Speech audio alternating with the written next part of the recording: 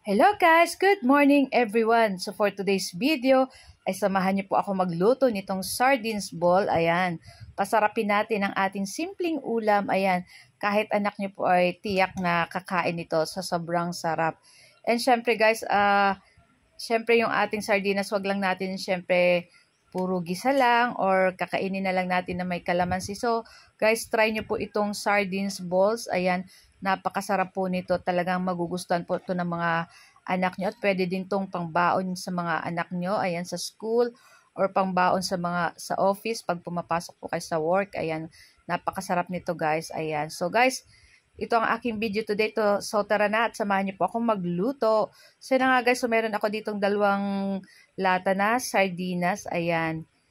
So kahit anong brand po ng sardines, pwede niyo pong gamitin. Pwede rin kayong gumamit ng spicy sardines. So kayo na po ang bahala. So naglagay na rin po ako dyan ng onion. At maglalagay ako ng 2 kutsarang liquid seasoning. Ayan.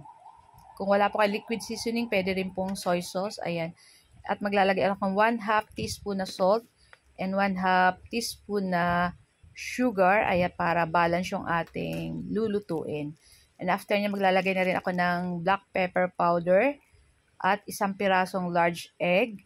At maglalagay din tayo ng cornstarch dyan. Ayan, 2 kutsarang cornstarch para maging crispy yung ating lulutuin mamayang meatballs. So, ayan, halu-haluin lang natin yan guys. So, durug-durugin natin dyan yung ating sardines. At pag durug na yung ganito na itsura, ilagay na natin pa konti-konti yung ating 1 cup all-purpose flour. Ayan. I-mix lang natin siyang mabuti. Ayan. Pa konti-konti lang guys para madali ang paghalo nitong ating ginagawang sardines balls. Ayan. So, ilagay na natin. At so, ganyan lang. At pwede na yan guys iprito pag ganyan na yung texture niya. Pwede na yan guys. So, tara na at magpainit na tayo ng kawali. Ayan. At syempre, deep fry yan guys. So, kailangan natin na medyo marami-raming mantika. So, ayan at naglagay na tayo dyan ng mantika. So, ayan at mainit na. So, start na tayo na mag-fry nitong ating sardines. Ayan. Pag nag-brown na yan guys at lumutang na katulad na ganito, ayan guys, pwede na yang hanguin or kunin dyan sa ating pan. Ayan. So, luto na yan guys. So, i-transfer na natin yan sa ating plate at ganyan na yung kaganyang golden brown. Ayan, napaka sarap nito guys. Kaya try nyo din po itong gawin. So, napanood ko lang yan sa isang video guys at nakita ko talagang mukhang masarap. So, pig-try ko lang kung talagang masarap nga. So, yun nga at natikman ko siya guys habang ginagawa ko tong voice over is nakakain ako. So, sobrang sarap niya guys. Kaya talagang tsak magugustuhan na naman to ng 3 sons ko pag uwi galing school. Usually po yung mga anak ko hindi masyadong kumakain ng sardinas. Pero ngayon, tsak kakain siguro sila nito kasi napakasarap nito guys. Kaya kayo try nyo na din po itong gawin.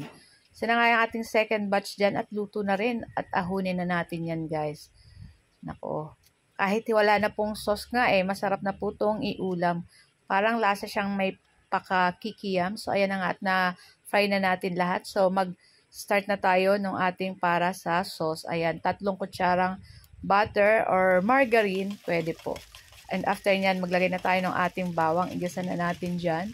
Yung ating 5 cloves na garlic na pigpino lang natin ng ganyan. So, after nyan, maglagay na tayo ng 2 kutsarang soy sauce. Ayan, at 3 kutsara din na sugar. Ayan, tapos tutunawin lang natin yan maigi. Hahalu-haluin lang natin yan. So, naglagay rin pa pala ako dyan ng paminta guys, na pino. Ayan, at pag tunaw na yung sugar niyan guys, ilagay na natin dyan yung ating piniritong sardines balls. Ayan, at i-mix lang natin yung sauce dyan. Ako guys, ito ay luto na rin. So, transfer na natin yan guys. So, ayan na nga guys. So, ayan, at lagay na natin sa ating plate. So, kayo guys, ano po bang ulam nyo today? Ayan, share nyo naman. So, napakamura lang nito guys na pang ulam, budget friendly lang talaga to. Swak na swak sa inyong budget.